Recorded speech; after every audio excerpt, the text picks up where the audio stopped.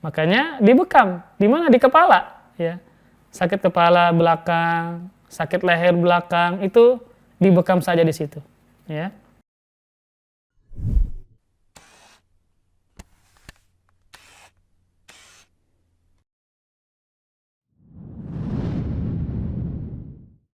Bismillah.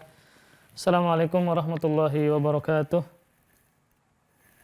Waalaikumsalam warahmatullahi wabarakatuh. Innal hamdalillah nahmaduhu wa nasta'inuhu wa nastaghfiruh wa na'udzu billahi min shururi anfusina wa min sayyiati a'malina may yahdihillahu fala mudilla lahu wa may yudlil fala hadiyalah wa asyhadu an la ilaha illallah wahdahu la syarika lah wa asyhadu anna Muhammadan abduhu wa rasuluhu la nabiyya ba'dah. Qala Allah Ta'ala fil Qur'anil Karim, ya ayyuhalladzina amanu taqullaha haqqa tuqatih wa la tamutunna illa wa antum muslimun. Ya ayyuhan nasu taqu rabbakum alladzi khalaqakum min nafsin wahidah wa khalaqa minha zawjaha wa batha minhuma rijalan katsiran wa nisaa'a wattaqullaha alladzi tasaaluna bihi wal arham innallaha kana 'alaikum raqiba. Ya ayyuhalladzina amanu taqullaha wa qulu qawlan sadida yuslih lakum a'malakum wa yaghfir lakum dhunubakum wa may yuti'illaha wa rasulahu faqad faza fawzan 'azima. Amma ba'du fa inna asdaqal hadithi kitabullah wa khairul huda huda Muhammadin sallallahu alaihi wasallam wa syarrul umuri muhdatsatuha fa inna kulla muhdatsatin bid'ah wa kulla bid'atin dhalalah wa kulla dhalalatin finnar. Alhamdulillah, kita bersyukur kepada Allah Subhanahu wa taala. Pada malam hari ini kita akan mengupas sebuah permasalahan berkaitan dengan tibbun nabawi, ya, pengobatan ala Nabi atau yang pernah dipraktekkan oleh Rasulullah Sallallahu Alaihi Wasallam. Dan kita tentu pada malam hari ini bersyukur kepada Allah Subhanahu Wa Taala, ya, walaupun kita dipisah dengan jarak yang cukup jauh, ya, namun di zaman sekarang begitu mudahnya berkomunikasi, maka kita gunakan dalam ketaatan kepada Allah Subhanahu Wa Taala. Di antaranya adalah dengan belajar atau menuntut ilmu agama. Sebelum ana menjelaskan tentang perkara masalah bekam ini, ana nanya dulu, ini suaranya jelaskah atau putus-putuskah atau kurang nyaringkah? Jelas, Ustaz. Jelas ya? Ustaz. Ya, siap. Sebelum kita memasuki pengobatan bekam ini, ya, maka ada satu hal yang saya ingin jelaskan, yaitu tentang pengobatan. Bahwa ketika kita ingin berobat, ya, berobat agar mendapatkan kesembuhan, ya, maka kita harus tahu dulu apakah pengobatan ini ditetapkan oleh syariatkah atau tidak. Agar jangan sampai kita berobat dengan obat yang ternyata melanggar syariat. Misal contoh, ya, sekarang kan lagi rame nih orang yang berobat ke dukun. Misal dia berobat ke dukun, maka dukun ini memberikan pengobatan misal berupa keris yang ditempelkan di perut. Nah, kita tinjau dari sisi syariat, apakah ini boleh atau tidak? Maka bagaimana cara kita mengetahui jenis pengobatan ini apakah benar atau salah? Maka kita kembalikan kepada dua hal. Yang pertama, apakah Al-Quran maupun Sunnah pernah menetapkan bahwa boleh berobat dengan metode keris? Maka jawabannya tentu kita tidak pernah menetapkan, dan syariat juga tidak pernah menetapkan dan menjelaskan bahwa itu bisa dijadikan sebagai metode pengobatan. Maka tentu berarti tidak boleh seseorang berobat dengan keris tadi. Jadi yang pertama adalah apakah itu dijelaskan oleh syariat atau tidak? Apakah itu ditetapkan oleh Quran maupun Sunnah atau tidak? Kalau tidak ditetapkan, maka tidak boleh berobat dengan keris tadi. Nah, kembali kepada bekam, maka berbekam ternyata ditetapkan oleh syariat. Baik ucapan Nabi maupun perbuatan Nabi sendiri. Maka berarti boleh mengambil pengobatan dengan bekam. Kenapa? Karena ditetapkan oleh syariat. Yang kedua, kita juga boleh berobat walaupun tidak ditetapkan oleh syariat, tetapi ditetapkan oleh para peneliti. Maka dalam hal ini medis atau kedokteran yang menetapkan bahwa ini bisa dijadikan sebagai penyembuhan atau pengobatan. Nah, kembali kepada keris tadi, yang pertama kan sudah nggak lolos nih, karena tidak pernah ditetapkan oleh syariat. Yang kedua, apakah tenaga medis, apakah kedokteran menetapkan bahwa keris ini ternyata di dalamnya ada kandungan begini, begitu, sehingga dia bisa dijadikan sebagai metode pengobatan. Ternyata tidak, maka tidak boleh atau diharamkan kita mengambil pengobatan dengan metode keris ini. Nah, sama seperti kita mengambil pengobatan dengan memakai jimat. Nah, seperti gelang yang berwarna hitam, ya, kemudian kalung yang bermacam-macam, ya. Yang pertama, syariat tidak pernah menjelaskan atau menetapkan. Yang kedua, apakah dokter, tenaga medis pernah mengatakan bahwa dalam kandungan jimat, dalam kandungan benang hitam ada pengobatan? Jawabannya tidak. Maka seseorang tidak boleh mengambil pengobatan dengan menggunakan jimat tadi, benangkah, bebatuankah, dan seterusnya. Maka dari sini kita harus pahami bahwa jangan sampai kita bermudah-mudah dalam pengobatan yang tidak jelas asal-usulnya. Apalagi ternyata yang dikhawatirkan adalah dia berobat kepada dukun, kepada orang pintar. Bukan cuma kegagalan dalam pengobatan, tetapi dia melakukan pelanggaran kepada Allah Subhanahu wa taala. Dikhawatirkan nanti dia mentaati dukunnya, mentaati orang pintarnya dalam kemaksiatan. Disuruh ini, itu, disuruh tidak sholat, disuruh menyembelih tanpa menyebut nama Allah. Nah, ini nanti pelanggaran-pelanggaran setelahnya. Maka dalam pengobatan kita harus teliti, harus mencari tahu dulu apakah ini benar atau salah. Maka mencari tahunya yang pertama, apakah ditetapkan oleh syariat, yang kedua, apakah diteliti oleh para peneliti. Maka kalau itu batu kah, keris kah, atau jimat kah, benang kah, tidak termasuk dari dua ini, tidak ditetapkan oleh syariat dan tidak ditetapkan oleh medis, maka haram untuk mengambil pengobatan dengan jenis pengobatan seperti ini. Nah, kembali kepada bekam, ternyata bekam ditetapkan oleh syariat dan ditetapkan oleh tenaga medis atau ahli medis. Nah, kalau berkaitan dengan syariat, maka sangat banyak hadis Nabi Shallallahu Alaihi Wasallam, cukup banyak hadis Nabi yang mana Nabi sendiri berbekam, yang mana Nabi sendiri menganjurkan untuk berbekam. Sebelum memasuki pembahasan tentang hadis Nabi, maka terlebih dulu sepantasnya kita jelaskan makna bekam ini. Dalam bahasa Arab, ya, bekam itu adalah hijamatun, hijamah. Yang secara bahasa, ya, kalau kita buka kamus, hijamah ini, maka maknanya adalah massa yamussu, artinya mengisap. Misal nih, ada seorang bayi yang menyusu, ya, yang menyusu ke puting ibunya. Ketika dia mengisap, maka bahasa Arabnya adalah dia berhijamah. Nah, ini secara bahasa. Adapun istilah yang kita bahas sekarang, maka hijamah atau bekam maknanya adalah ikhrajud dam ba'da syarti bil mihjam min ayyi makanin bil badan. Maka makna bekam yang kita bahas sekarang adalah mengeluarkan darah setelah adanya sayatan, ya, dengan alat bekam di tempat manapun di tubuh kita. Jadi kalau zaman dulu itu ma'rufnya, masyhurnya bekam ini dengan sayatan. Kalau zaman sekarang kan tenaga medis sudah bermacam-macam.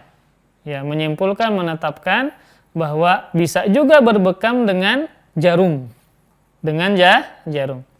Namun kita katakan mana yang paling afdol antara dengan sayatan atau dengan jarum, maka jawabannya adalah dengan sayatan.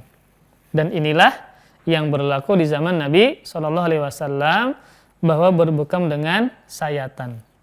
Kemudian, adapun hadisnya, maka ini cukup banyak, ya. Di antaranya adalah hadis yang sahih yang dikeluarkan oleh Al-Imam Bukhari dari sahabat Abdullah bin Abbas radhiyallahu taala anhuma dari Nabi kita Muhammad sallallahu alaihi wasallam. Nabi bersabda, "Asy-syifa'u fi thalathatin, syarbati asal wa syartati mihjam wa kayyati nar wa anha ummati anil kay." Sabda Rasulullah sallallahu alaihi wasallam, kesembuhan ada pada 3 macam. Yang pertama adalah syarbati asal, minum madu. Maka ini juga termasuk metode penyembuhan. Bahkan kita sehat pun agar lebih sehat, segar, maka dengan minum madu. Tentu minum madu ini selain ditetapkan oleh hadis, Nabi mengatakan demikian, dalam Al-Quran juga Allah mengatakan bahwa dalam lebah ada madu yang di dalamnya ada syifa, kesembuhan.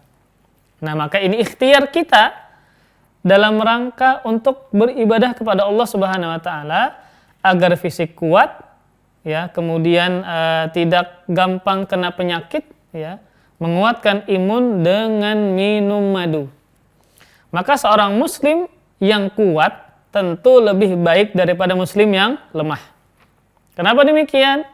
Karena muslim yang kuat ini dia lebih bermanfaat dibandingkan dengan muslim yang lemah. Dengan kekuatannya dia bisa menolong orang tuanya, membantu kaum muslimin, gotong royong, ya.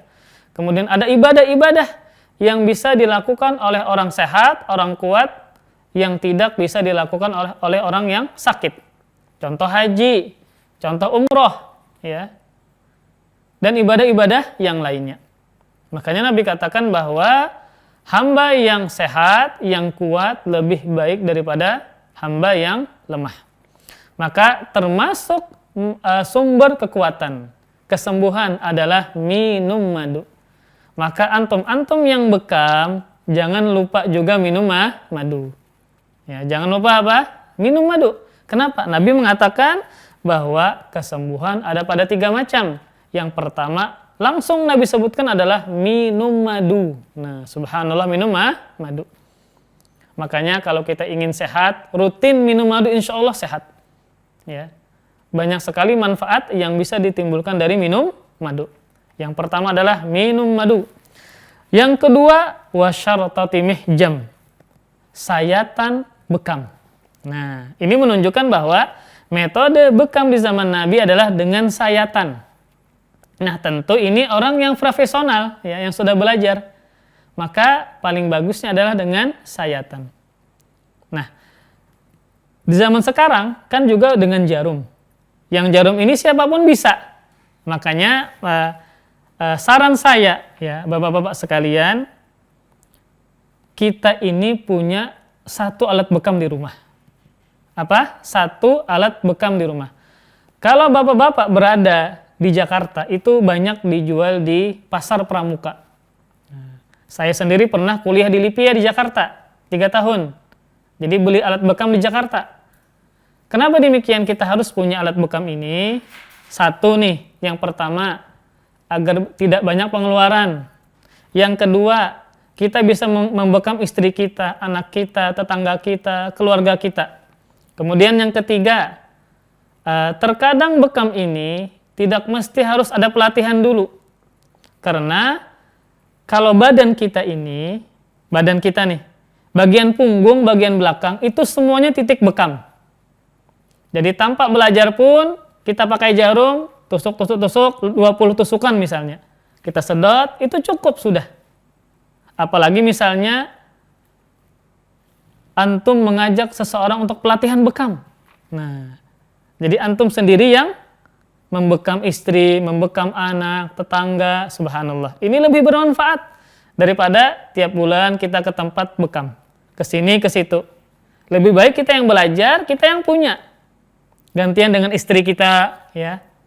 Terlebih di antara adab bekam adalah jangan sampai kebuka aurat. Nggak boleh nih laki-laki yang bukan mahram membekam perempuan, atau sebaliknya nggak boleh. Tapi kalau kita sendiri yang bisa, kita punya alatnya, maka lebih baik kita demikian. Tinggal antum undang satu orang yang benar-benar bisa bekam, ya, ada pelatihannya, cara menyayatnya bagaimana, subhanallah, maka ini lebih bermanfaat, ya. Jadi beli alatnya, maka bisa tiap bulan rutin dengan istri gantian, subhanallah. Anak kita, ayah kita, ibu kita. Nah, ini bisa kita jelaskan kepada mereka. Inilah termasuk salah satu metode Tibbun Nabawi, ya, pengobatan ala Nabi yang pernah Nabi praktekkan dengan bekam ini, ya. Maka Nabi mengatakan syartati mahjam. Kesembuhan juga terdapat pada sayatan bekam. Ya, itu menunjukkan bahwa dulu dengan sayatan. Kemudian yang ketiga, Nabi mengatakan kesembuhan juga ada kayyatinar, yaitu dengan sengatan api. Namun kata Nabi, wa anha ummati anil kai, dan aku melarang umatku dari kai. Jadi kai ini adalah pengobatan dengan membakar kulit yang dipanaskan dengan besi. Jadi besi dipanaskan, kemudian ditempelkan di kulit yang sakit.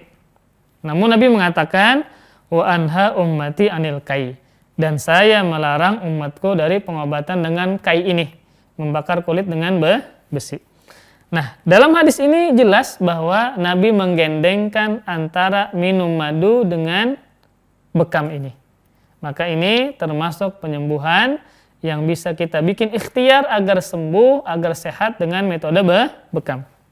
Nah, di sini ana bawa kitab syarah dari Syama'ilun Nabi, ya. Jadi Syama'ilun Nabi ini kitab yang membahas khusus tentang kepribadian Nabi, ya. Entah bagaimana cara jalannya, bagaimana tidurnya, ya, bagaimana senyumnya, termasuk hadis-hadis yang berkaitan tentang bekamnya Nabi. Nah, di sini Syekh Abdul Razak, beliau adalah salah satu guru besar di kampus Madinah dan juga salah satu pengisi di Masjid Nabawi. Beliau mengatakan ketika membuat hadis ini, kata Syekh Abdul Razak, wahyana fi'atun jiddan wa mufidatun lil jismi wa fiha shifaa'un li amradin adidah qad yusafu ba'duha fi mithli hadha zaman bil amradil musta'siyah, lakin Allah azza wa jalla ja'ala fil hijamah shifaan min tilkal amrad. Kata Syekh Abdul Razak, bekam ini sangat bermanfaat dan sangat bermanfaat bagi tubuh, dan di dalamnya terdapat kesembuhan bagi berbagai macam penyakit. Yang terkadang sebagian penyakit ini di zaman sekarang sulit diobati, namun ternyata bisa diobati dengan bekam. Tetapi Allah Subhanahu wa taala menjadikan pada bekam kesembuhan dari penyakit-penyakit tersebut yang sulit untuk disembuhkan pada zaman sekarang. Nah, zaman sekarang kan berbagai macam penyakit. Ya, karena makanan yang kita makan macam-macam juga. Di dalamnya ada zat kimianya, ini itu, sehingga penyakit pun juga sering muncul. Bahkan bekam ini, ya, bisa juga mengobati mata yang minus. Nah, subhanallah, ya. Jadi memang kalau kita melihat bagaimana praktek Nabi, di mana saja Nabi bekam, Nabi pernah bekam di kepala. Nabi pernah bekam di kepala. Nabi juga pernah sakit kepala. Makanya beliau pernah bekam di kepala. Nah, jadi kalau misalnya nih, kita kan kerja nih macam-macam, harus ini, harus itu. Kadang bikin kepala sakit. Nah, pusing macam. Berbagai macam jenis penyakit ada pada kepala. Sehingga termasuk metodenya kepala ringan, ya, kemudian mengurangi sakit kepala, enteng kepala, maka dengan bekam. Namun ketika dibekam di kepala ini, rambut harus digundul dulu, dicukur dulu, sehingga mudah alatnya bisa menarik darah yang ada di dalam kepala. Nah, jadi di kepala, ya, kemudian juga di belakang ini leher, ya, kemudian di pundak, kemudian titiknya paling banyak juga di belakang, di punggung, ya, di punggung ini titik yang paling banyak. Nah, jadi ini menunjukkan bahwasanya di zaman sekarang ini berbagai macam penyakit ternyata bisa disembuhkan dengan bekam. Untuk hal ini, ya, apa saja penyakitnya, maka ini langsung kita tanya kepada ahli bekam, ya. Kalau Anda pribadi, ya, cuma yang bagian belakang, bagian kepala nggak berani, ya, ketika membekam, ya. Anda juga punya alatnya, namun hanya sebatas berani di punggung saja, ya. Area kepala, wajah nggak berani karena belum pernah latihan. Jadi ketika ada kesempatan di sana, misalnya apalagi di Jakarta, ya, itu banyak teknisi bekam, ya, sangat banyak, maka bisa antum undang untuk pelatihan bekam. Jadi lebih hemat biaya, kita bisa lebih bermanfaat untuk keluarga, orang tua, tetangga, dan seterusnya. Kemudian para ikhwas sekalian, nah, melakukan pengobatan, ya, entah dengan bekam kah, minum obat kah, minum madu kah, ini diperintahkan oleh syariat dan tidak menafikan tawakal. Nah, ingat, tidak menafikan tawakal. Jadi yang dinamakan dengan bertawakal kepada Allah Subhanahu wa taala adalah dengan mengiringi dengan ikhtiar, dengan usaha. Maka termasuk tawakal kita kepada Allah agar tubuh sehat adalah dengan melakukan olahraga, dengan minum madu, juga dengan bekam. Jadi orang yang bertawakal kepada Allah, maka harus diiringi dengan ikhtiar, dengan usaha. Maka bagaimana bertawakal kepada Allah agar kita sehat? Maka jawabannya adalah dengan usaha kita, entah minum madu tadi atau dengan berbekam. Kemudian dalam sebuah hadis, ya, Rasulullah Shallallahu Alaihi Wasallam pernah bersabda, "Tadawau ibadallah," kata Rasulullah Sallallahu Alaihi Wasallam, berobatlah kalian wahai hamba-hamba Allah Subhanahu Wa Taala. Fa innallaha Subhanahu lam yada' da'an illa wada'a ma'ahu shifaan illal haram. Maka sungguh Allah Subhanahu Wa Taala tidaklah meletakkan penyakit kecuali Allah juga meletakkan bersamanya obatnya. Maka setiap ada penyakit pasti ada obatnya. Kemudian timbul pertanyaan, kalau HIV, AIDS ada nggak? Kan zaman sekarang mungkin mungkin belum ada obatnya. Sebenarnya ada, namun belum ditemukan. Ada, namun belum ditemukan. Kenapa? Karena Nabi mengatakan bahwasanya ketika Allah menurunkan penyakit pasti ada penawarnya, pasti ada obatnya. Nah, maka di sini Rasulullah memerintahkan kita untuk berobat. Termasuk metode pengobatan adalah dengan bekam. Kemudian hadis yang lain, ini kan berupa ucapan Nabi. Hadis yang pertama tadi Nabi menyebutkan bahwa kesembuhan ada pada bekam. Bagaimana prakteknya? Maka dalam sebuah hadis yang lain, ya, hadis yang sahih yang dikeluarkan oleh Al-Imam Bukhari dan Imam Muslim, ya, dari sahabat Anas bin Malik radhiyallahu taala anhu tentang upah dari tukang bekam. Maka Anas bin Malik mengatakan, ihtajama Rasulullah sallallahu alaihi wasallam hajamahu Abu Thaibah fa amara lahu bisa'aini min ta'amin. Kata sahabat Anas bin Malik, Rasulullah Sallallahu Alaihi Wasallam berbekam, dan yang membekamnya adalah sahabat yang bernama Abu Thaibah. Jadi dalam bekam ini terkandung dua hal dari Nabi. Yang pertama ucapan Nabi, Nabi menyuruh. Yang kedua praktek Nabi, Nabi mempraktekkan sendiri. Ketika Nabi dibekam oleh sahabat yang bernama Abu Thaibah, maka Nabi memerintahkan Anas bin Malik untuk memberikannya 2 sok makanan. Dua sok makanan. Ini menunjukkan bahwa seseorang yang membekam boleh untuk mengambil upahnya.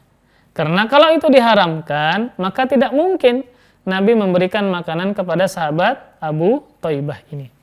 Jadi, perbuatan Nabi ini dalil bahwasanya upah dari bekam hukumnya adalah mubah, boleh untuk dimakan, boleh untuk diambil. Karena kalau seandainya haram, maka tidak mungkin Nabi memberikan makanan kepada sahabat ini. Lalu bagaimana dengan sabda Nabi? Hadis yang lain, Nabi pernah mengatakan, kasbul hajjami khabith. Hadis ini sahih, dikeluarkan oleh Imam Muslim. Rasul mengatakan, upah dari tukang bekam adalah buruk. Adalah kotor. Nabi mengatakan, upah dari tukang bekam itu adalah upah yang buruk, upah yang kotor. Maka perkataan Nabi ini tidak menunjukkan itu haram. Kenapa demikian? Karena tadi alasannya adalah kalau seandainya haram, tidak mungkin Nabi memberikan makanan kepada sahabat Abu Thaibah yang membekam beliau. Nah, kenapa Nabi mengatakan demikian, bahwa upah dari tukang bekam ini adalah buruk, kotor? Karena pada zaman Nabi Shallallahu Alaihi Wasallam, bekam ini adalah profesi yang paling biasa, profesi yang tidak baik lah, profesi yang hina atau rendahan seperti itu. Sehingga hasilnya pun juga demikian. Namun hukumnya bukan haram. Nah, makanya Abu Thaibah ini seorang budak. Nah, jadi zaman Nabi itu para bekam ini adalah para budak. Nah, para budak. Sehingga dipandang sebagai profesi yang rendahan seperti itu ya. Namun tidak berarti hukumnya adalah haram. Namun di zaman sekarang kan ini sudah berubah ya. Malah banyak orang beralih kepada bekam ya. Maka di zaman sekarang mungkin tidak dikatakan sebagai profesi yang rendahan ya, yang kotor, enggak. Tetapi di zaman sekarang ini sudah berkembang berbagai macam alatnya, bahkan bukan cuma di negara Islam ya. Bahkan di negeri Cina juga terkenal dengan bekamnya dan seterusnya. Jadi intinya adalah bahwa upah dari bekam hukumnya halal, boleh untuk dimanfaatkan. Kemudian hadis yang berikutnya berkaitan dengan bekam. Nah, di mana Nabi berbekam? Di tubuh mana Nabi pernah berbekam? Maka dalam hadis yang lain, ya, Rasulullah Shallallahu Alaihi Wasallam, ya, kata Abdullah bin Abbas, Inna Nabiyya Shallallahu Alaihi Wasallam ihtajama fil akhda'ini wa bainal katifaini wa atal hajjama ajrahu walau kana haraman lam yu'tihi. Kata sahabat Abdullah bin Abbas radhiyallahu ta'ala anhuma mengatakan, Rasulullah sallallahu alaihi wasallam sungguh berbekam pada akhda'ini, di 2 urat di samping leher. Ini kan ada leher nih. Nah, maka Nabi pernah berbekam di sini, di belakang leher. Ya, di belakang leher. Kemudian juga wabainal katifaini, dan di pundak, antara pundak beliau. Jadi di belakang leher, kemudian di tengah pundak. Nah, maka ini termasuk anggota tubuh yang paling bagus untuk dibekam, bagian belakang leher, kemudian juga di tengah pundak. Maka kalau antum berbekam, kalau bisa kepala-kepala maka silahkan, lebih bagus. Kemudian setelahnya baru di belakang leher, kemudian di pundak. Nah, kenapa demikian? Di antara sebabnya adalah karena pundak ini tidak ada sendi, tidak ada lipatan-lipatan. Nah, jadi ini kan agak-agak, makanya kalau orang misalnya banyak ada kolesterol, ininya kencang, ya, lehernya bagian atas ini kencang, keras. Pundak juga keras, makanya dikeluarkan darahnya, ya. Makanya orang yang kolesterol kah atau misalnya penyakit-penyakit di dalam, ya, maka ini bagus dengan bekam tadi. Maka Nabi pernah bekam di belakang leher, kemudian juga di tengah pundak ya. Karena tidak ada lipatan, jadi mudah untuk dibekam. Nah, kemudian hadis yang berikutnya. Ini dari sahabat Anas bin Malik radhiyallahu taala anhu. Ya, hadis ini dikeluarkan oleh Imam Tirmidzi dan juga Abu Daud dan juga Ibnu Majah. Kenapa hadis ini banyak ya disebutkan oleh para sahabat seperti Anas bin Malik? Karena sahabat ini adalah pembantu Nabi. Anas bin Malik selama 10 tahun beliau berkhidmah kepada Nabi. Jadi sangat tahu berkaitan dengan apa yang dilakukan oleh Nabi.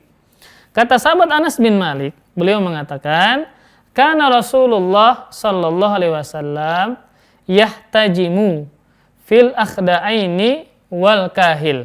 Wa kana yahtajimu li sab'a asyrata wa tis'a asyrata wa ihda wa ishrin."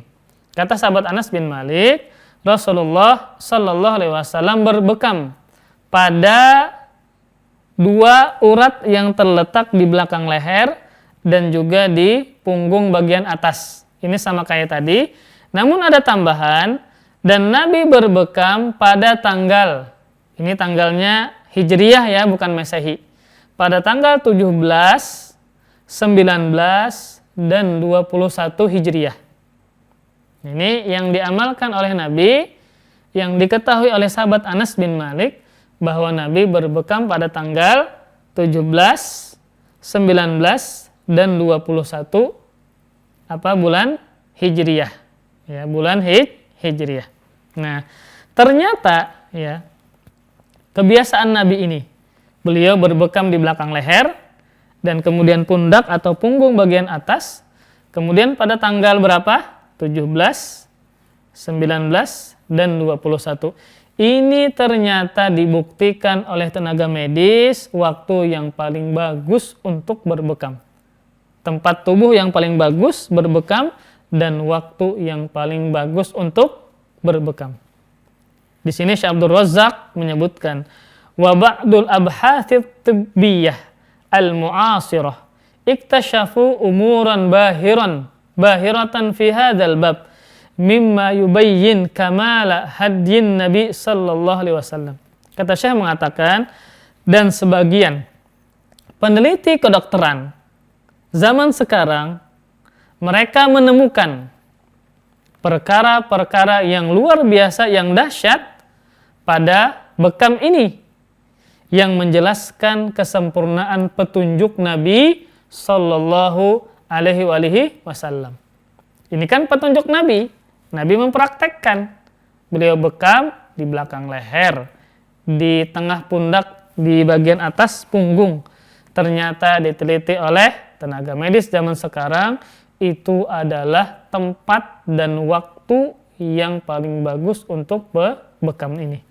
Ya, subhanallah ya, sudah diteliti zaman sekarang. Ya. Seandainya nih nggak ada penelitian sama sekali, misalnya, tetap kita lebih percaya kepada siapa? Rasulullah SAW. Maka Rasul tadi di belakang leher, di bagian pundak ya. Kemudian juga pada tanggal berapa? 17, 19, dan tanggal 21. Nah, ini bisa kita amalkan tiap bulan ya, tiap bulan atau misalnya sebulan 2 kali. Maka bisa di tanggal-tanggal tersebut, kemudian titik-titik yang disebutkan tadi. Kemudian para ikhwas sekalian. Nah, ada hadis yang lain ya yang berkaitan tentang titik bekam yang Nabi juga pernah membekamnya. Ini sama dari sahabat Anas bin Malik. Anas bin Malik. Maka Nabi Shallallahu Alaihi Wasallam, ya, kata Anas bin Malik, beliau pernah berbekam saat umroh, saat melaksanakan ihram, yaitu saat haji atau umroh. Ketika beliau melaksanakan ibadah haji, pernah berbekam, subhanallah. Kenapa demikian? Karena ketika haji atau umroh, itu fisik kan terkuras, iya enggak? Bagi yang pernah haji, capek sekali. Ketika tawaf, sa'i, capek sekali. Maka termasuk metode penyembuhan agar tidak terkena penyakit, ya, agar fisik bagus, tetap kuat ya, ketika haji dengan berbekam. Makanya Anas bin Malik mengatakan, anna Rasulullah sallallahu alaihi wasallam ihtajama wa huwa muhrim. Nabi sallallahu alaihi wasallam berbekam pada saat beliau melaksanakan kain ihramnya, saat berihram ketika melaksanakan ibadah haji. Ya. Di mana bimalalin ala zahril qadam, di telapak punggung, punggung. Jadi bagian punggung. Nah, makanya ana sebutkan tadi bahwa punggung ini semuanya titik bekam. Bagian atas bagus, tengah juga bagus. Makanya juga orang yang sering berolahraga ya, yang menguras tenaga kayak main bola, main basket, ini mereka harus bekam ini.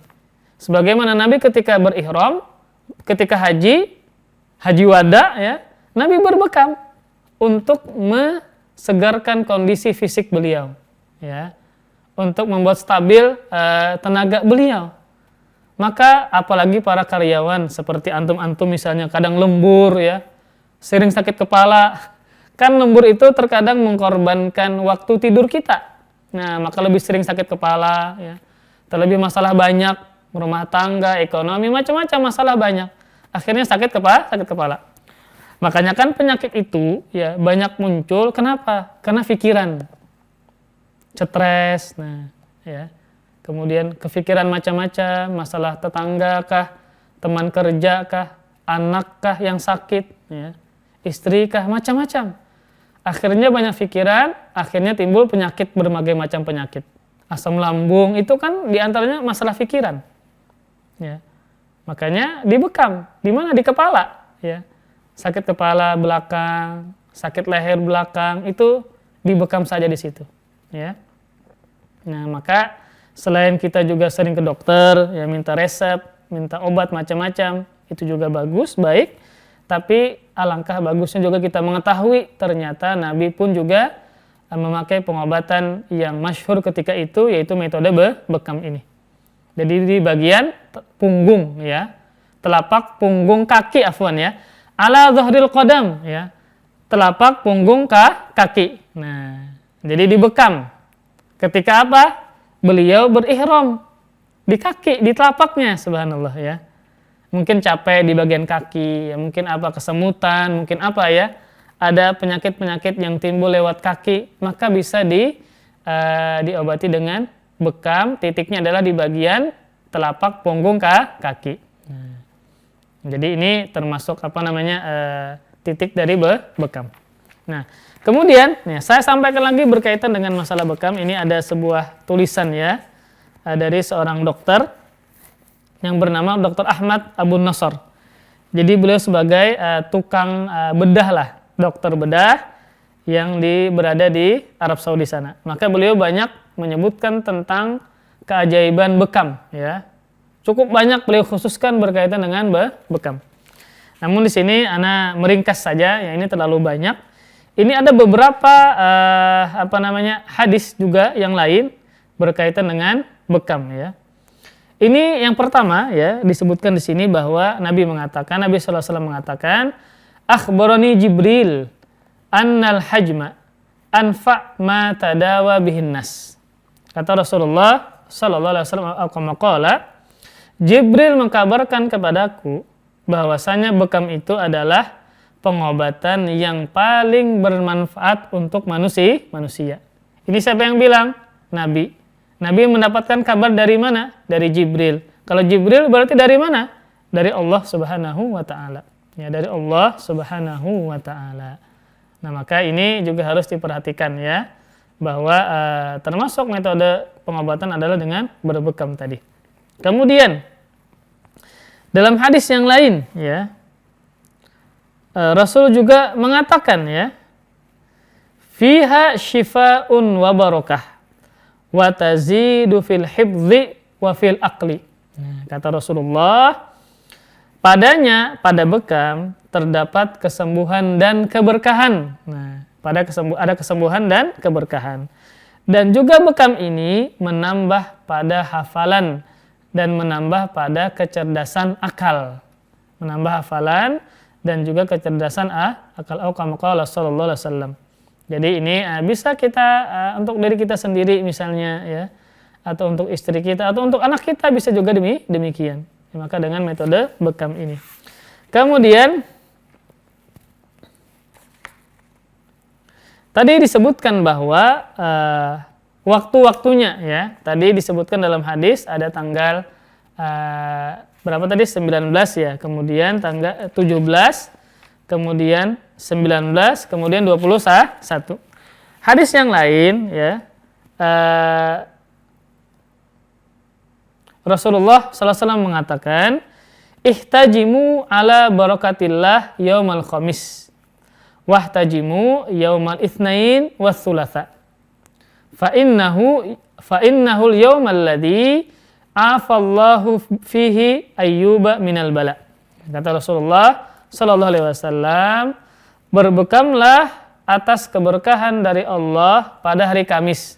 Ini Nabi juga pernah menyampaikan harinya ya.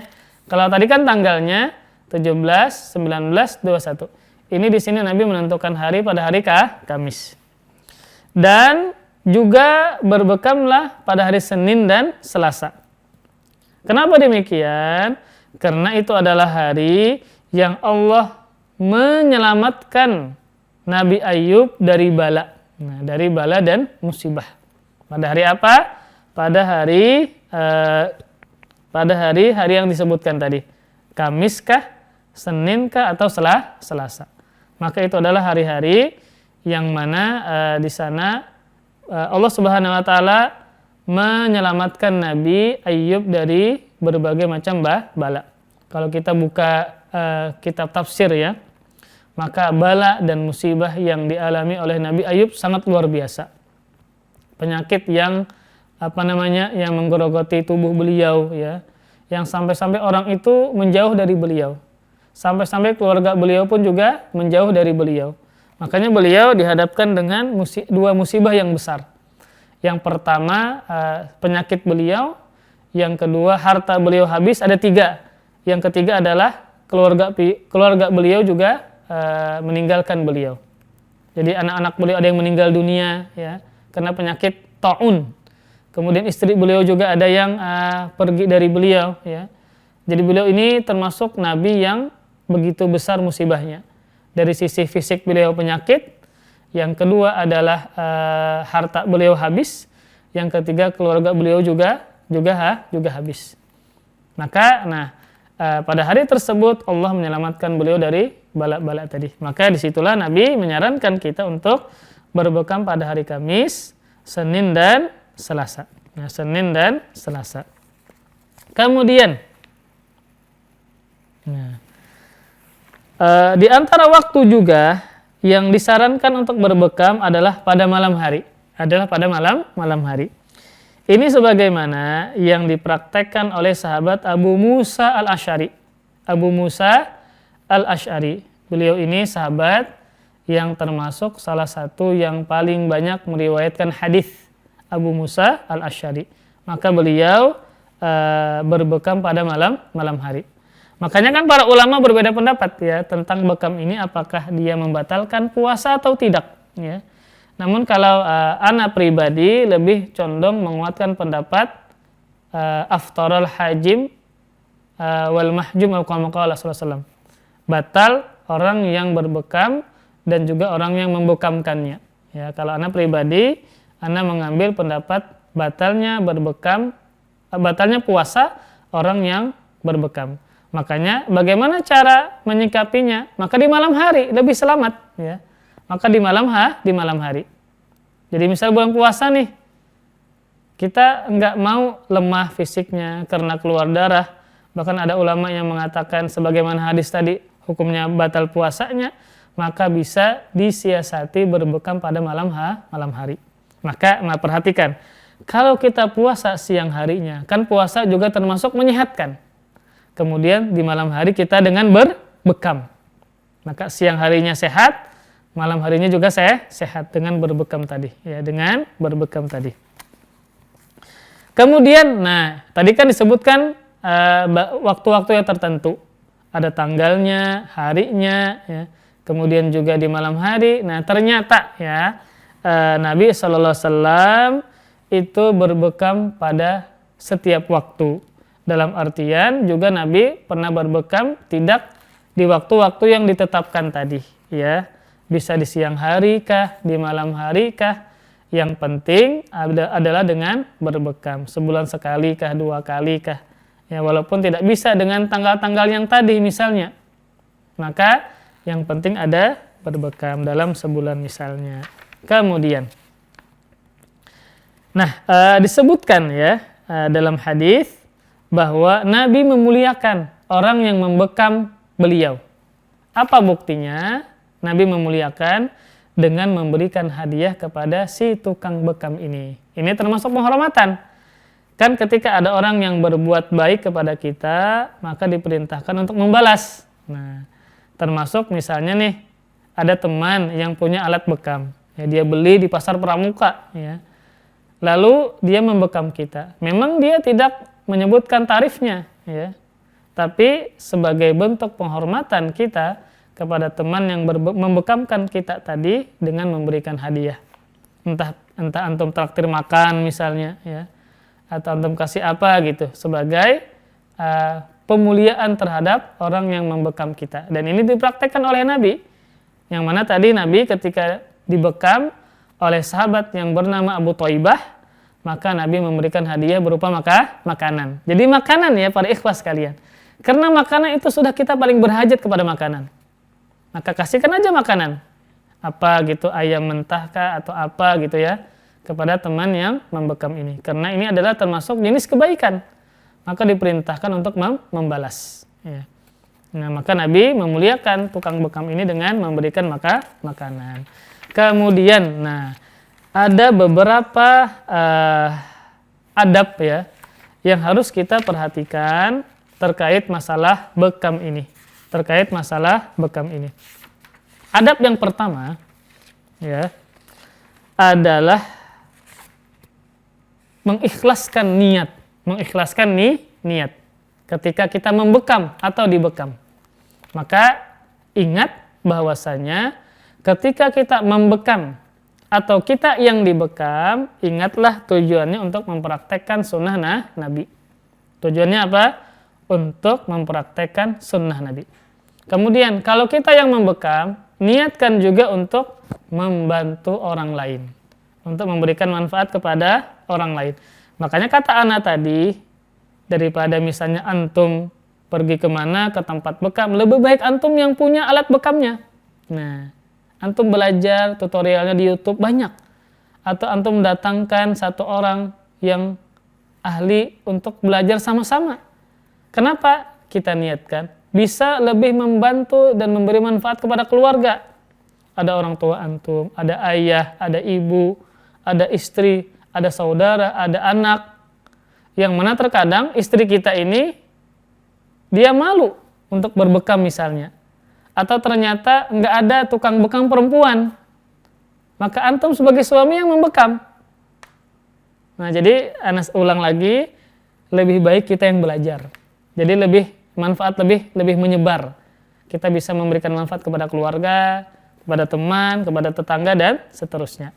Maka niatkan ikhlas karena Allah Subhanahu wa taala dan niatkan untuk mempraktekkan sunnah Nabi sallallahu alaihi wasallam. Kemudian adab yang kedua berkaitan dengan membekam atau dibekam ya. Hendaknya kita yang membekam atau dibekam bertakwa kepada Allah Subhanahu wa taala. Dalam artian jangan sampai ada pelanggaran syariat ketika membekam atau dibekam. Contohnya apa? Membuka aurat. Nah, maka tidak boleh laki-laki membekamkan perempuan yang bukan mahramnya atau sebaliknya, nggak boleh. Atau membekam di aurat yang terbuka. Aurat laki-laki itu mana? Antara pusat dan lutut. Antara pusat dan lutut. Kalau perempuan, semua tubuhnya kecuali wajah dan kedua telapak tangan. Maka tidak boleh seseorang membekam di aurat yang terbuka yang kelihatan. Misal di dua paha nggak boleh. Ya. Atau di bawah pusat dia dibekam nggak boleh juga. Makanya tadi lebih baik kita sebagai suami misalnya membekamkan istri kita. Ya. Maka ini lebih baik. Ya. Maka perhatikan takwa kepada Allah, jangan sampai ada pelanggaran. Dan juga dengan lemah lembut membekam, jangan juga kasar ya. Kita membekamkan orang, kita agak kasar nggak boleh. Makanya dalam hadis Nabi mengatakan, ittaqillah haitsu ma kunta wa atbi'is sayyi'atal hasanata tamhuha wa khaliqin nas bi khuluqin hasan. Kata Rasul, bertakwalah engkau dimanapun engkau berada, dan iringilah keburukan dengan kebaikan, niscaya kebaikan akan menghapus keburukan. Kemudian terakhir, dan berakhlaklah kepada manusia dengan akhlak yang baik, termasuk ketika kita membekam atau kita yang dibekam. Jangan sampai kita yang sudah belajar, menuntut ilmu, mengaji, ya, ternyata tidak berakhlak, tidak beradab kepada orang yang membekamkan kita. Contohnya tidak berterima kasih. Ya memang ini bukanlah tujuan dari yang membekam agar kita berterima kasih, enggak. Tetapi termasuk adab ketika kita dibantu, ya, maka dengan mengucapkan jazakallahu khairan atau dengan terima kasih. Ya, maka perhatikan jangan sampai ada pelanggaran syariat ketika membekam atau dibekam. Juga dengan tersenyum, ya, ngobrol, ya, bagus, tidak cemberut, tidak marah-marah, ini termasuk adab ketika membekam dan dibekam. Kemudian di antara adabnya juga adalah memiliki sifat malu. Memiliki sifat malu, ya. Yaitu jangan sampai yang membekam ini atau yang dibekam ini ternyata tidak memiliki rasa atau sifat malu, ya. Seperti tadi disebutkan sebelumnya, membuka auratnya misalnya, ya, atau misalnya ada aib pada tubuh orang lain, pada tubuh yang dibekam, ya, lalu dia sebutkan aibnya, disebarkan kepada orang lain, ini kan nggak tahu malu, ya, kasihan orangnya. Jadi termasuk adab adalah memiliki sifat malu, ya. Kalau misalnya ada aib orang lain ketika dibekam, maka jangan disebarkan kepada orang, sehingga menjadi ghibah nantinya, sehingga orang pun menjadi malu. Kemudian di antara adabnya juga adalah yaitu memiliki ilmu ketika membekam. Nah tadi ketika misalnya titiknya di punggung, maka semua punggung ini titik bekam. Ya, tetapi kalau bagian kepala, bagian dahi ini, maka ini harus belajar dengan intensif, ya. Harus belajar dengan ahlinya, ya. Maka ini juga termasuk job desk, ya, bagi orang yang membekam.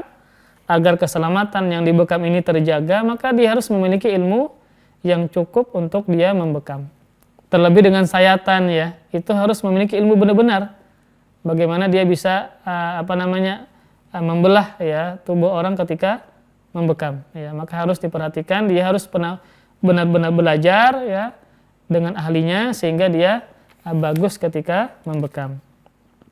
Nah, kemudian tadi di akhir adabnya adalah menyembunyikan rahasia orang yang dibekam. Tadi kalau seandainya ada aibnya, ya, ada pada tubuhnya, maka tidak boleh disebarkan kepada orang lain.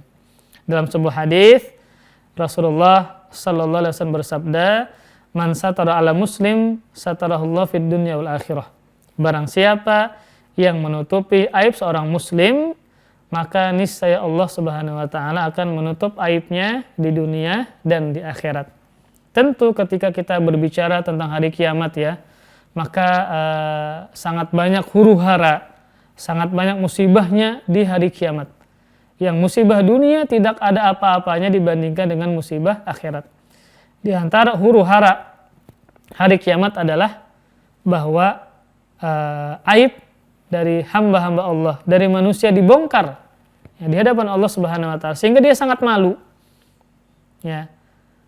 Allah bongkar dia ketika di dunia misalnya banyak melakukan dosa, kemaksiatan, perzinahan, riba dan seterusnya, ya. Maka ketika dibongkar oleh Allah Subhanahu wa taala, maka kita pasti malu. Kita pasti malu. Nah, termasuk agar jangan malu di hari kiamat adalah ketika kita menutupi aib saudara muslim yang lainnya. Ya, ada orang yang menggibah di hadapan kita, lalu kita tegur. Ada orang yang menceritakan kekurangan pada tubuh seseorang ketika dia membekamnya. Kita tegur, ini jangan disebarkan. Itu adalah rahasia orang yang dibekam ini. Maka tidak boleh disebarkan kepada kita. Itu adalah aib yang harus ditutup-tutupi.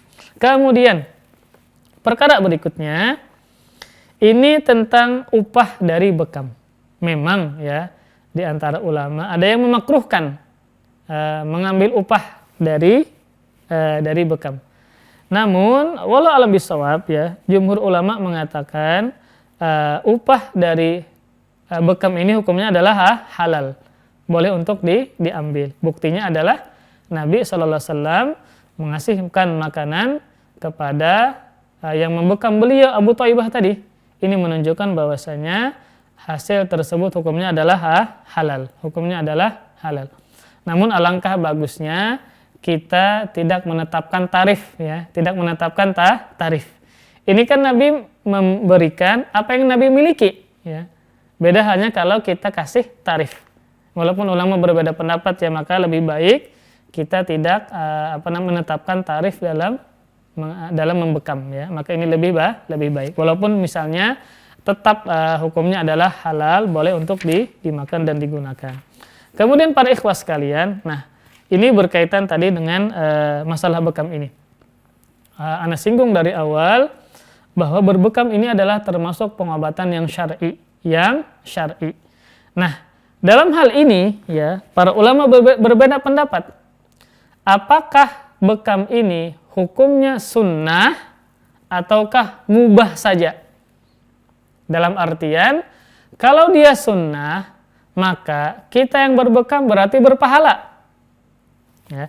Kalau hukumnya adalah mubah, berarti sama seperti tidur, makan, minum, yang mana tidak ada pahala padanya.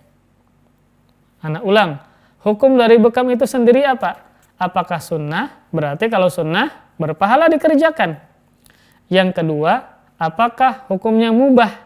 Mubah adalah sebuah perkara yang dikerjakan tidak berpahala, yang ditinggalkan pun tidak berdosa. Maka di sini memang para ulama berbeda pendapat tentang hukum dari berbekam. Di antara ulama yang mengatakan hukumnya bukan sunnah, hukumnya hanya mubah saja, seperti makan, minum, hukumnya mubah. Maka ulama zaman sekarang seperti Syekh Muhammad bin Shalih Utsaimin ya, kemudian Syekh bin Baz, kemudian Syekh Abdul Muhsin Al-Abbad, ulama hadis di kota Madinah zaman sekarang. Mereka berpendapat bahwa bekam ini hukumnya mubah bukan sunnah. Mubah bukan sunnah. Kemudian di antara ulama yang mengatakan bahwa hukumnya sunnah, berarti kan kalau sunnah kita berbekam berpahala. Ulama Mesir, masih hidup orangnya, Syekh Abu Ishaq Al-Huwaini. Beliau mengatakan hukumnya adalah sunnah.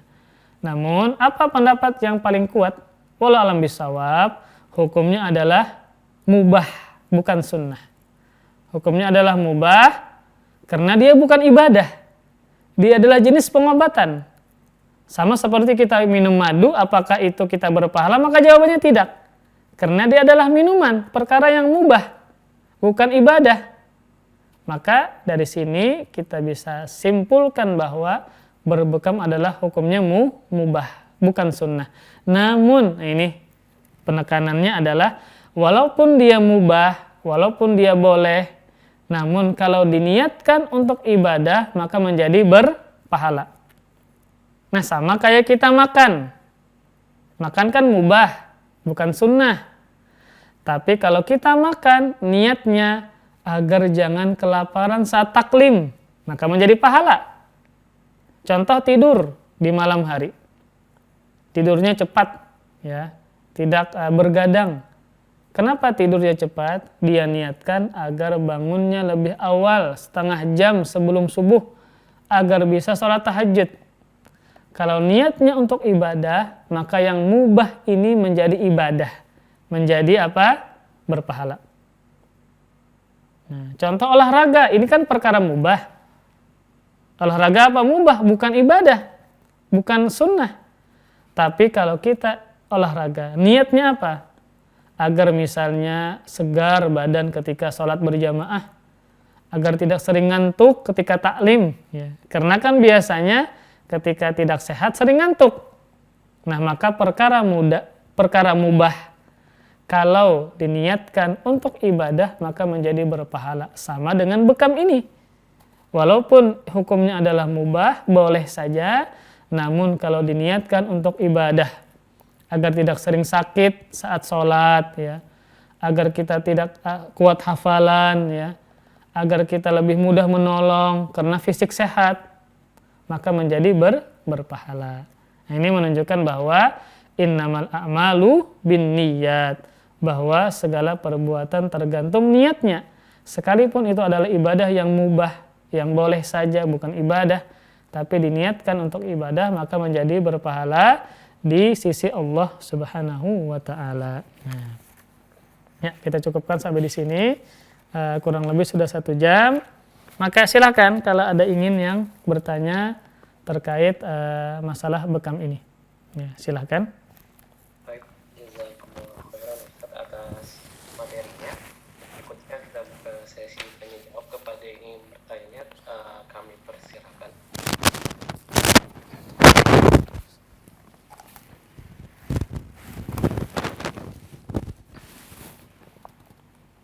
Silakan.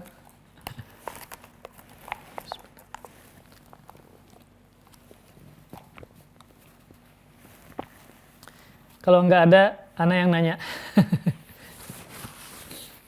Saya Ustaz. Ya, silakan. Ya.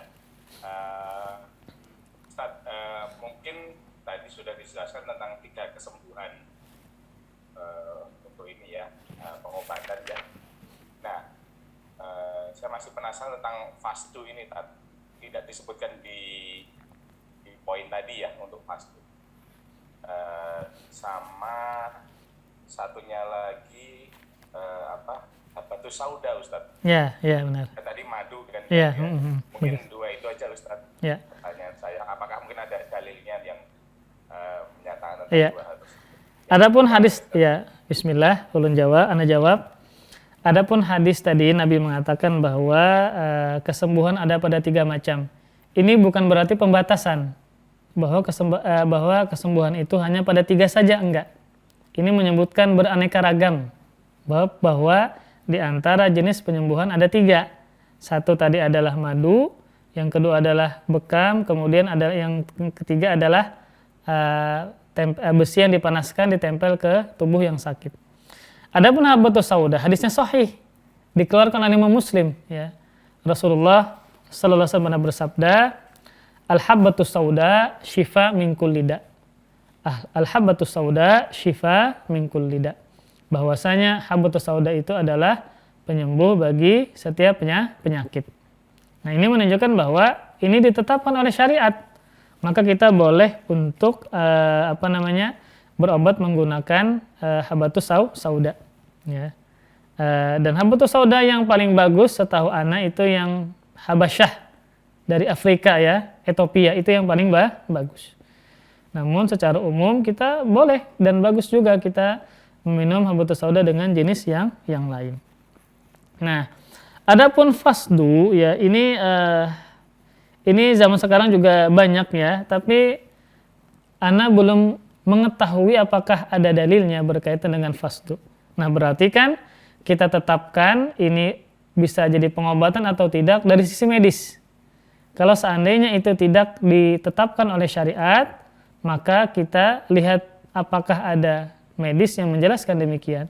Kalau seandainya misalnya di zaman sekarang para dokter atau medis mengatakan fasdu juga demikian, bisa pengobatan, maka boleh menggunakan dengan pengobatan fasdu. Namun kalau anak pribadi tidak pernah menggunakan dengan fasdu, ya. Mungkin jarang sih kalau di Banjarmasin. Biasanya kita bekam, ya, kemudian dengan sayatan kah atau dengan jarum kah. Kemudian yang lainnya minum madu, habatus sauda itu juga banyak di Banjarmasin. Adapun fasdu, anak kurang tahu apakah ada, ya, di sini. Wallahu a'lam bishawab. Intinya boleh kita menggunakan pengobatan dengan fasdu selama dia ditetapkan oleh medis dan pengobatan. Walaupun misalnya tidak ada dalil yang menetapkan. Wallahu a'lam bishawab. Ya, ada lagi?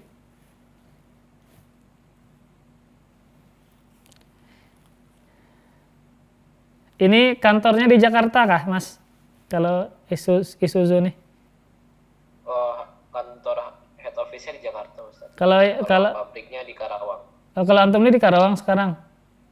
Kalau saat ini kebetulan lagi di Jakarta sih, Ustaz, karena Sabtu Minggu. Oh iya. Kalau anak normalnya di Karawang. Oh ya. Makanya tadi ana sarankan lebih baik kita punya satu alat bekam. Nah, mungkin bisa tuh satu kantor itu pelatihan. Jadi kita nggak ketergantungan kepada tukang bekam. Kita sendiri yang bekam, kemudian kita ajarkan kepada istri. Jadi gantian kepada anak, tetangga, itu lebih bagus sih. Jadi lebih bermanfaat. Lebih baik kita bekam mandiri lah. Kalau kita bisa kita sendiri, ya kemudian kita ajarkan kepada istri dan anak-anak kita. Nah, Ustaz, mungkin pertanyaan terakhir, Ustaz. Ya. Ini kan kita kalau bekam ini mirip-mirip kayak kop ya, Ustaz. Ya. Kayak kop itu kan tanpa darah, kalau sedangkan bekam ini ada dengan darah ya. Iya. Mungkin adakah penjelasannya terkait darah itu sebenarnya yang keluar itu darah apa sih, Ustaz? Kadang kan orang yang mau bekam tuh takut akan darahnya itu kan, Iya. mungkin kayak mungkin udah terlalu trauma sama darah atau sepertinya. Mungkin ada penjelasan dari syariat atau mungkin dari sisi medisnya, Ustaz, terkait darah-darah itu, Ustaz. Iya. Jazakumullah khair. Kalau di zaman Nabi SAW itu kan dengan sayatan ya, bukan dengan jarum ya. Maka ditarik dengan bendanya. Makanya bekam ini ada yang mengatakan sudah ada pada zaman Fir'aun. Itu dibuktikan ada apa namanya itu, ada gambar-gambar itu apa namanya, Mas? Kalau di piramid itu ada gambar-gambar, itu ada alat bekamnya. Iya, semacam itulah. Ditemukan seperti alat bekam yang disebutkan di sini. Ada gambarnya. Itu menunjukkan sudah zaman ribuan sebelum Masehi sudah ada bekam. Metodenya dengan sayatan tadi, dengan mengeluarkan darah yang kotor. Makanya ketika dibekam, kemudian disedot darahnya, itu darahnya menjadi beku. Ya, jadi kental seperti itu. Kemudian darahnya kan lebih hitam, lebih pekat, itu menunjukkan dia darah kotor ya. Darahnya lebih hitam, kemudian lebih pekat ya. Itu biasanya adalah darah kotor. Nah, kemudian juga dengan jarum. Walaupun tidak seefektif dari sayatan sayatan pisau, jarum juga bisa digunakan dalam metode bekam ya. Dengan titik-titik yang banyak ya. Entah dengan 20 titik, 25 titik, kemudian disedot dengan kap tadi. Maka yang dikeluarkan adalah darah dari darah kotor ya. Makanya ketika orang itu sakit kepala, misalnya sakit kepalanya di mana? Di belakang sini misalnya. Maka di sini yang dibekam. Ketika darahnya dikeluarkan, itu ringan kepala. Kita bisa buktikan dengan kita sendiri yang praktekkan demikian. Misalnya kita sering sakit kepala di mana? Ya, di samping, di belakang, maka bekam di arah situ. Ketika dibekam, keluar darah, kita tanya, gimana kepalanya? Maka rata-rata yang menjawab, kepala menjadi ringan, kemudian minimal berkurang sakit kepala. Itu menunjukkan bahwa memang efisien ketika dia menggunakan pengobatan bekam ini. Ya. Maka ketika disedot tadi, maka biasanya yang keluar adalah darah kotor. Ya, darah kotor. Nah tadi kalau seandainya dia parno terhadap darah, ya itu beda cerita ya. Maka harus disembuhkan terlebih dulu ya, agar dia kuat ketika melihat darah. Ya, wallahu a'lam bishawab. Ya, silakan ada lagi. Jazakumullah khairan, Ustaz. Ya. Atas jawabannya. Mungkin karena waktu sudah menunjukkan pukul 21.01, Ustaz. Mungkin sebelum kita tutup, silakan kepada Ustaz untuk memberikan nasihat penutup dari kajian malam hari ini. Ini nasihat umum atau berkaitan dengan materi? Boleh umum, Ustaz. Ya. Bismillah, alhamdulillah, wassalatu wassalamu ala rasulillah. Jadi sebagai seorang muslim yang baik, yang dituntut agar senantiasa beribadah kepada Allah Subhanahu wa taala, maka ibadah itu harus dilandasi dengan ilmu. Maka ibadah harus dilandasi dengan ilmu. Maka di mana ada kajian sunnah yang senantiasa mengajarkan Al-Quran dan sunnah sesuai dengan pemahaman salafus soleh, maka kita harus menghadirinya. Karena kita tahu bahwa tugas kita hidup di dunia adalah untuk beribadah kepada Allah Subhanahu wa taala. Sedangkan ibadah itu tidak bisa sah, tidak bisa diterima kecuali dilandasi dengan ilmu agama. Maka Rasulullah pernah bersabda, "Man yuridillahu bi khairan yufaqihu fiddin." Barang siapa yang Allah inginkan kebaikan untuknya, niscaya Allah akan membuat dia faham dalam perkara agamanya. Maka ciri atau tanda orang itu Allah inginkan kebaikan dunia akhirat, cirinya apa? Tandanya apa? Dia faham terhadap agamanya. Dan tidaklah kita bisa faham terhadap agama kecuali dengan menuntut ilmu agama. Maka ilmu lebih mahal daripada harta. Maka ilmu lebih jauh afdol daripada harta. Ilmu melindungi kita, kalau harta kita yang melindungi. Maka dengan ilmu seseorang bisa dekat dengan Allah Subhanahu wa taala. Maka dengan ilmu seseorang bisa takut kepada Allah Subhanahu wa taala. Makanya dalam Al-Qur'an Allah memuji ulama, memuji orang yang memiliki ilmu agama karena dengan ilmu mereka menjadi takut kepada Allah Subhanahu wa taala.